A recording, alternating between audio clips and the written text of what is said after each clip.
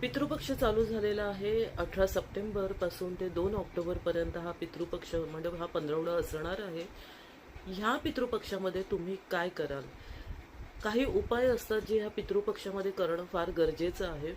तुमच्या घरामध्ये बरकत नसेल, कोणाची लग्न जुळत नसतील, पैशाला पैसा लागून येत नसेल, कर्जबाजारी झालेले असाल, रिलेशनशिपमध्ये काही प्रॉब्लेम्स असतील, काही समस्या असतील, काही अडचणी असतील, तर तुम्हाला मात्र पितृपक्ष ही एक उत्तम संधी आहे का ह्याच्यामध्ये ते उपाय करून तुम्ही या सगळ्या समस्येचं निराकरण करू शकता.